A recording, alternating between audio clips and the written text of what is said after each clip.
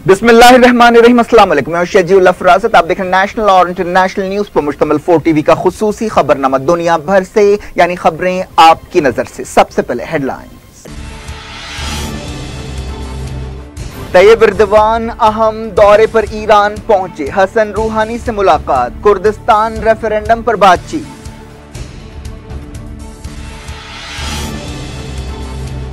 Kurdistan और Iraq के दरमियान किरकुक के कंट्रोल के लिए है असल कशमकश।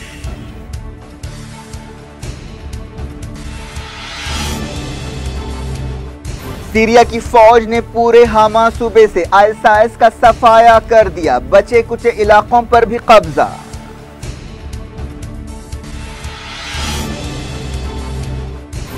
शाह सलमान जुमेरात को मॉस्को पहुंचेंगे, सीरिया और दूसरे मसाइल पर अहम बातचीत होगी।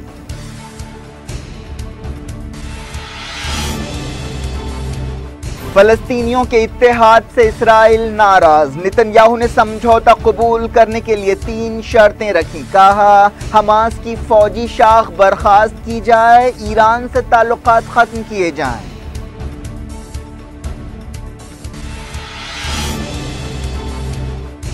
कैटलोनिया के लीडर ने कहा कुछ दिनों में आजादी का ऐलान कर देंगे, स्पेन में तनाव बढ़ा।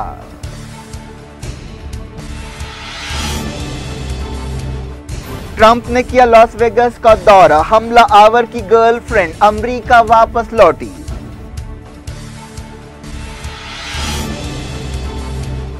फ्रांस में सख्त कानून मंजूर, घरों में धावे किए जा सकते हैं, मस्जिदें बंद की जा सकती हैं।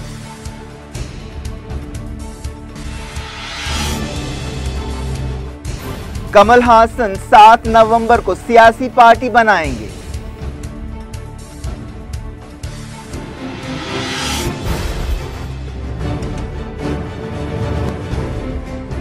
हेडलाइंस आपने देखी, खबरों की तफसील की तरफ आपको ले चलते हैं। तुर्की के सदर तैयब एर्दोगान एक तारीखी दौरे पर ईरान के दारुलहुकूमत तेहरान पहुंचे और ईरान के लीडर से मिडल ईस्ट के बहरान और खासतौर पर इराक के कुर्दिस्तान में रेफरेंडम से पैदा सूरत हाल पर बातचीत की। ईरान के सदर हसन रूहानी ने तेहरान में तुर्की के सदर का इस्तकबाल किया। एर्दोगान के साथ तुर्की के कई वजीर और ओहदेदार भी ईरान का दौरा कर रहे हैं। इस दौरे में सियासी मसाइल के अलावा मुआशी मामलात भी एजेंडे में शामिल है। हालिया अरसे में ईरान और तुर्की के दरमियान ताल्लुकात बेहतर हुए हैं और दोनों मुल्कों ने फौजी ताउन बढ़ाने से इत्तेफाक किया। एर्दोगान के दौरे से बिल्कुल पहले तुर्की के आर्मी चीफ ने भी ईरान का दौरा किया। तैयब एर्दोगान 3 साल में दूसरी बार ईरान पहुंचे। ईरान और तुर्की दोनों को इराक के कुर्दिस्तान इलाके में आजादी के सवाल पर होने वाले रेफरेंडम पर तशवीश है।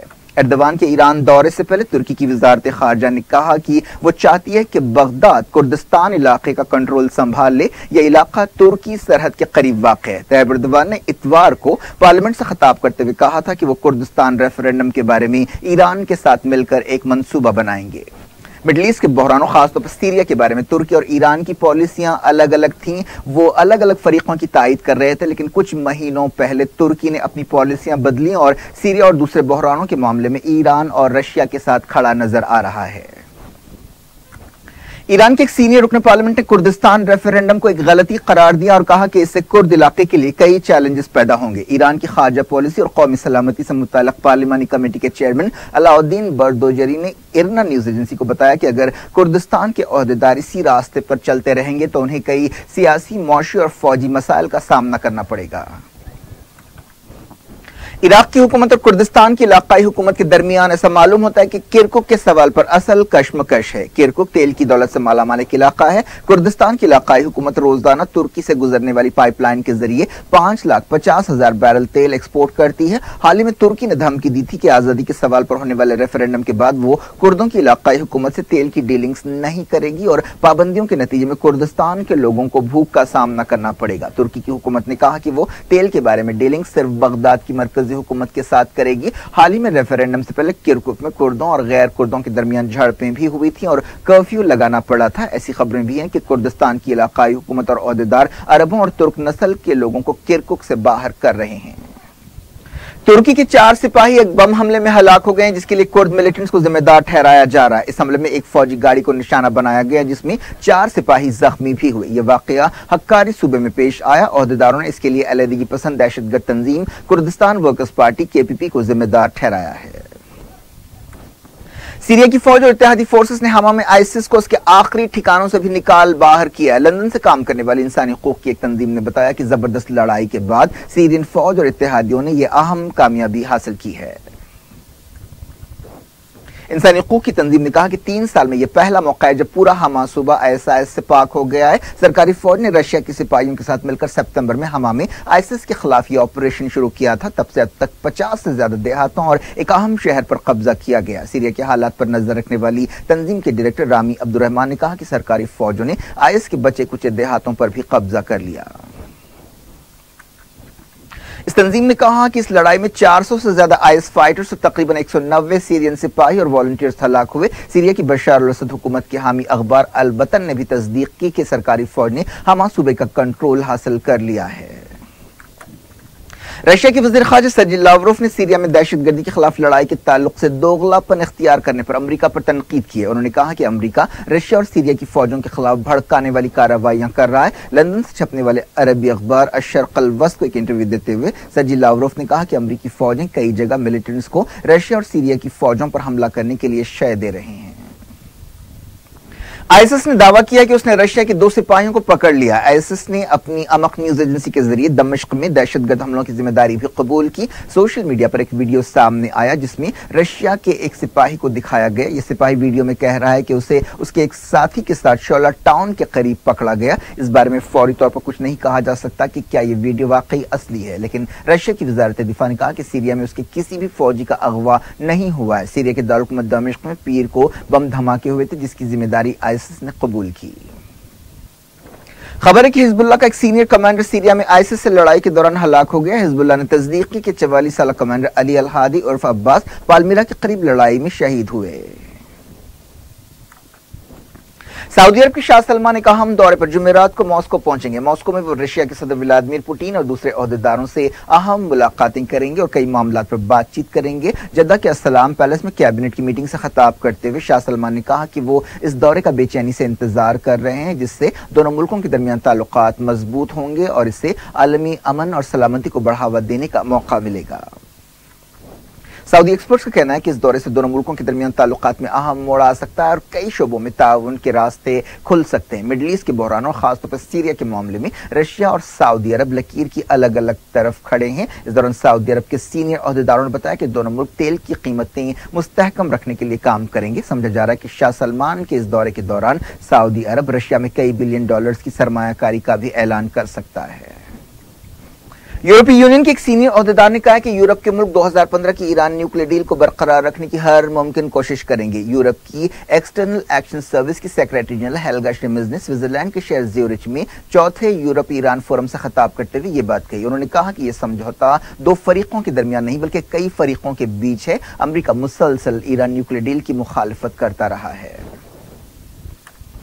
इस दौरान खबर है कि अमेरिका के secretary of state Rex Tillerson nuclear deal में अमेरिका को शामिल रखने के एक मंसूबे पर काम कर रहे हैं। सीएनएन ने अमेरिकी ओहदेदारों के हवाले से यह बात बताई। फलस्तीनी ग्रुपों हमास और फतेह के बीच इत्तेहाद से इसराइल काफी नाराज मालूम होता है। पता चला कि इस्राएली वज़ीर आज़म बेंजामिन नेतन्याहू ने फलस्तीनियों के इत्तेहाद को कबूल करने के लिए 3 शर्तें रखी हैं। मीडिया की एक रिपोर्ट में कहा गया कि नेतन्याहू के दफ्तर से जारी बयान में कहा गया कि अगर फलस्तीनी चाहते हैं कि वो हमास और फतेह के दरमियान समझौते को कबूल करे तो उन्हें इसराइल को तस्लीम करना होगा, हमास की फौजी शाख अल क़स्साम ब्रिगेड को बर्खास्त करना होगा और ईरान के साथ हमास के ताल्लुकात को खत्म करना होगा। नेतन्याहू की तरफ से यह बयान एक ऐसे वक्त सामने आया है जब फलस्तीनी अथॉरिटी के वज़ीर आज़म रामी हमदुल्ला ने गजा का इंतजाम संभाल लिया है। दुनिया भर से वक्त छोटे से ब्रेक का ब्रेक के बाद और खबरों के साथ साथ देखेंगे सानिया मिर्जा और रोहन बोपन्ना चाइना ओपन के क्वार्टर फाइनल में दाखिल हो गए और नोटबंदी के बाद ओवरटाइम काम करने वाले बैंक मुलाजमीन को अब तक पैसा नहीं मिला।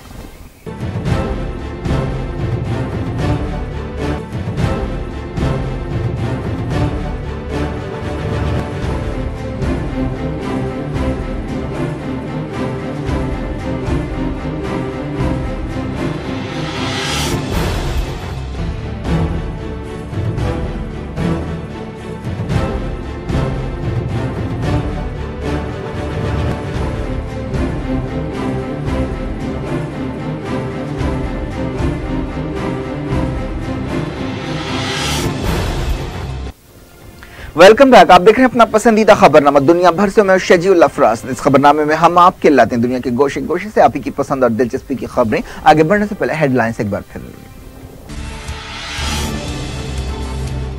तैयब एर्दोगान अहम दौरे पर ईरान पहुंचे, हसन रूहानी से मुलाकात, कुर्दिस्तान रेफरेंडम पर बातचीत।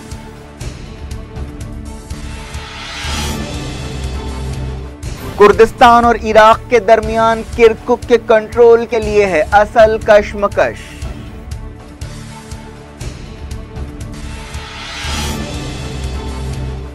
सीरिया की फौज ने पूरे हामा सूबे से आईएसआईएस का सफाया कर दिया, बचे कुछ इलाकों पर भी कब्जा।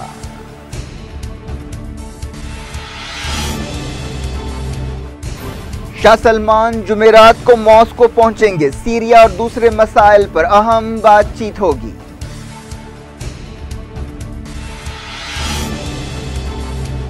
फलस्तीनियों के इत्तेहाद से इसराइल नाराज, नेतन्याहू ने समझौता कबूल करने के लिए 3 शर्तें रखी। कहा हमास की फौजी शाख बर्खास्त की जाए, ईरान से ताल्लुकात खत्म किए जाएं।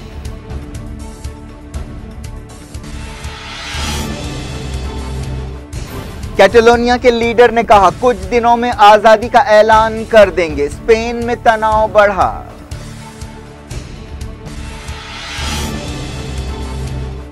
ट्रंप ने किया लॉस वेगास का दौरा, हमला आवर की गर्लफ्रेंड अमेरिका वापस लौटी।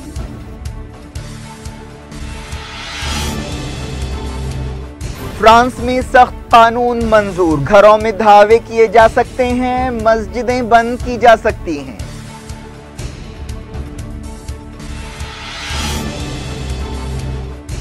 कमल हासन 7 नवंबर को सियासी पार्टी बनाएंगे।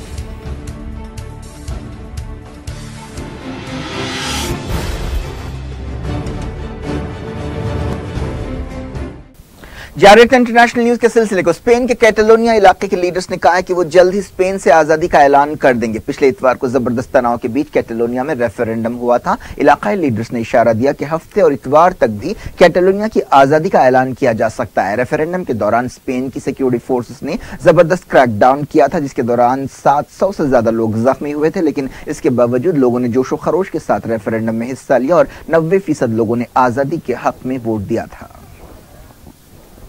स्पेन के वज़ीर-ए-आज़म मैरियानो राजोय ने इस ताल्लुक से सख्त पॉलिसी अपनाई है। कैटलोनिया स्पेन के उन 17 इलाकों में शामिल है जिन्हें खुद मुख्तारी हासिल है, लेकिन वो स्पेन का हिस्सा है। कैटलोनिया के इलाके की अपनी एक अलग जबान और अलग तहजीब है। हालिया अरसे में कैटलोनिया में आजादी के जज्बात तेज हुए हैं। कैटलोनिया रेफरेंडम के दिन क्रैकडाउन के खिलाफ एहतजाज करते हुए बार्सिलोना में तकरीबन 7 लाख लोग सड़कों पर निकल आए। पूरे कैटलोनिया में मंगल को हड़ताल की गई, जिससे आम जिंदगी ठप हो गई। लोग बैनर्स उठाए हुए थे जिन पर आजादी लिखा हुआ था। कैटलोनिया के खुद मुख्तार इलाके के लीडर ने बीबीसी से बातचीत करते हुए कहा कि उनकी हुकूमत इस हफ्ते या ज्यादा से ज्यादा अगले हफ्ते के शुरू में रेफरेंडम पर कार्रवाई शुरू करेगी। कैटलोनिया के लीडर ताल्स पैडेमोन के इस बयान से स्पेन में हलचल मच गई है। उन्होंने कहा कि फिलहाल उनकी हुकूमत का स्पेन की मरकजी हुकूमत के साथ कोई राब्ता नहीं है। यह पूछे जाने पर कि अगर स्पेन की हुकूमत दखल अंदाजी करे और कैटलोनिया हुकूमत का कंट्रोल संभाल ले तो वो क्या करेंगे, तो उन्होंने कहा कि ये एक ऐसी गलती होगी जिससे सब कुछ बदल जाएगा। स्पेन के दस्तूर के आर्टिकल 155 के तहत मैड्रिड की हुकूमत खुद मुख्तार इलाकों में ऐसी दखल अंदाजी कर सकती है। इस दौरान स्पेन के बादशाह फिलिप 6 ने कहा कि रेफरेंडम के ऑर्गेनाइजर्स ने कानून के खिलाफ काम किया। उन्होंने कहा कि स्पेन की सूरत हाल इंतहाई संगीन है। स्पेन के बादशाह ने मुल्क में इत्तेहाद की अपील की। अमेरिका के लॉस वेगस में एक म्यूजिक कंसर्ट के दौरान 59 लोगों को हलाक करने वाले शख्स ने कुछ दिन पहले ही $1 लाख मुल्क से बाहर भिजवाए थे। उसने कत्लेआम से पहले काफी मंसूबाबंदी की, जिसका अंदाजा होटल रूम में उसकी तरफ से लगाए गए कैमरों से होता है। इस दौरान तहकीकाती अहदेदारों ने कहा कि उसकी गर्लफ्रेंड जो अमेरिका से चली गई थी वापस आ गई है। पुलिस का ख्याल है कि उसे हमले के बारे में पहले से मालूम था। इस औरत की पहचान 62 साल मैरियल डैनी की हैसियत से की गई है। वो मंगल को फिलिपाइन से वापस अमेरिका आ गई। इस दौरान अहदेदारों को अभी इस बारे में कोई पता या सुराग नहीं मिला है कि स्टीफन पैडॉक नामी शख्स ने यह भयानक कार्रवाई क्यों की। उसके होटल रूम और घर से कई बंदूकें और बम मिले हैं। इस दौरान स्टीफन पैडॉक के होटल रूम की तस्वीरें सामने आई हैं जिनमें हथियारों को देखा जा सकता है। अहदेदारों ने तस्दीक की कि हमला आवर ने एक हफ्ता पहले ही फिलिपाइन में अपनी गर्लफ्रेंड के पते पर $1 लाख भेजे थे। इस वाक़े के बाद हमला आवर स्टीफन पैडॉक ने अपने होटल रूम में अपने आप को भी गोली मार ली। पुलिस अहदेदारों का ख्याल है कि उसने खुदकुशी की। उस वाक़े में 500 से ज्यादा लोग जख्मी हुए थे, जिनमें 20 की हालत अब भी नाजुक है। 100 से ज्यादा लोगों का अलग अलग हॉस्पिटल्स में इलाज किया जा रहा है। स्टीफन पैडॉक इतवार और पीर की दरमियानी रात लास वेगस में कंसर्ट हॉल के दौरान होटल की 32वीं मंजिल से लोगों पर गोलियां बरसाता रहा, जिसकी वजह से 59 लोग हलाक हुए और 500 से ज्यादा जख्मी हुए। अमेरिका के सदर डोनाल्ड ट्रंप ने लास वेगस का दौरा किया और इस वाक़े से मुतासरा लोगों से मुलाकातें की।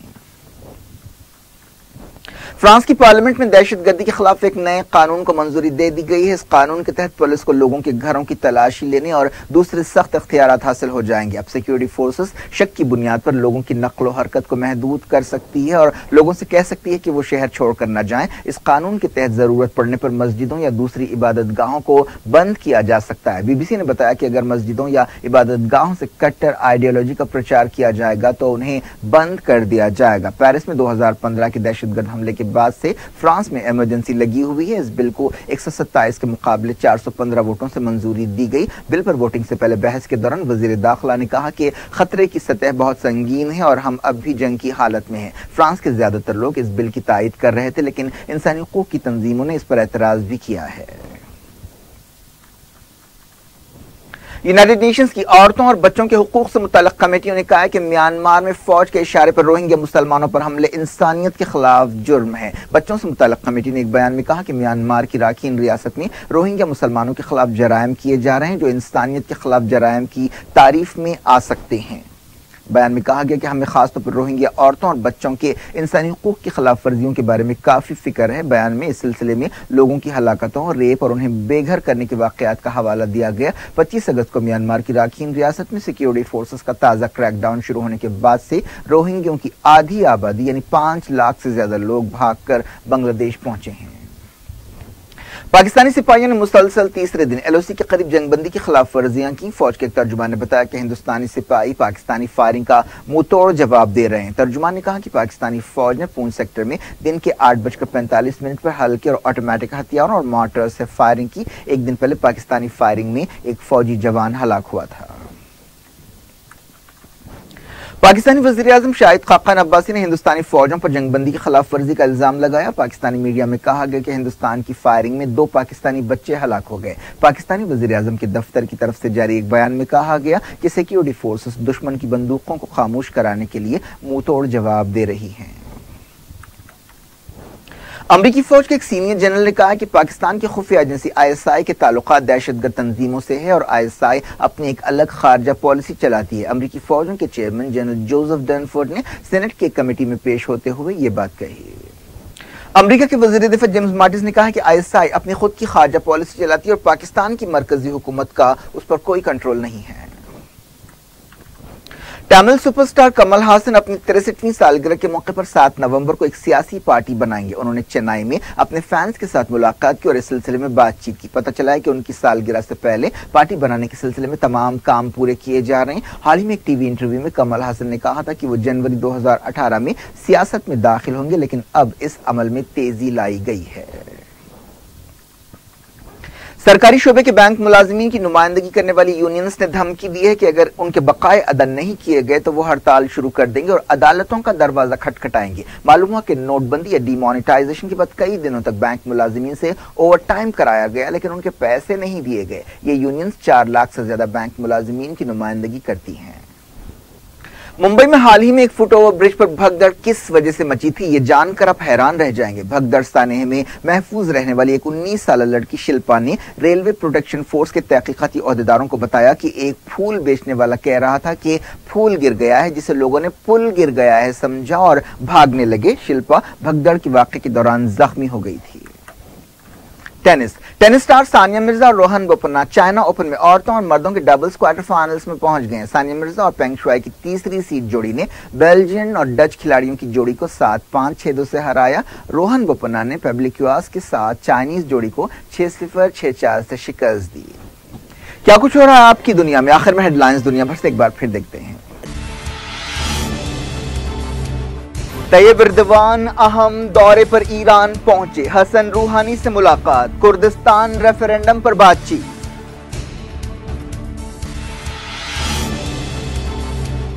कुर्दिस्तान और इराक के दरमियान किरकुक के कंट्रोल के लिए है असल कशमकश।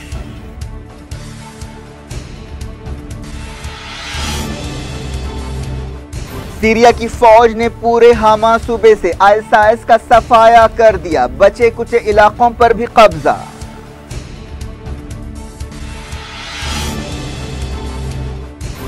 शाह सलमान जुमेरात को मॉस्को पहुंचेंगे, सीरिया और दूसरे मसाइल पर अहम बातचीत होगी।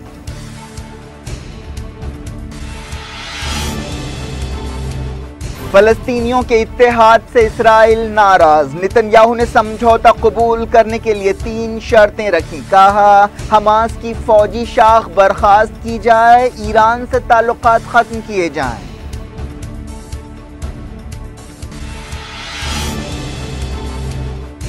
कैटलोनिया के लीडर ने कहा कुछ दिनों में आजादी का ऐलान कर देंगे। स्पेन में तनाव बढ़ा।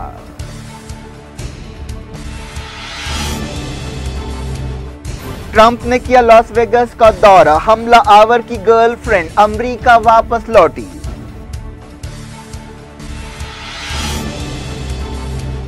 फ्रांस में सख्त कानून मंजूर, घरों में धावे किए जा सकते हैं, मस्जिदें बंद की जा सकती हैं।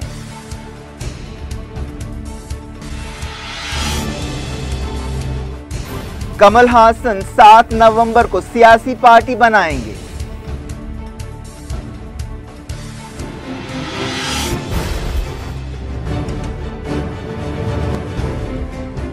ये थी आज की खबरें। हम शजीउल्लाह फरासत को दें इजाजत और अपना बेहद ख्याल रखें। अल्लाह हाफिज।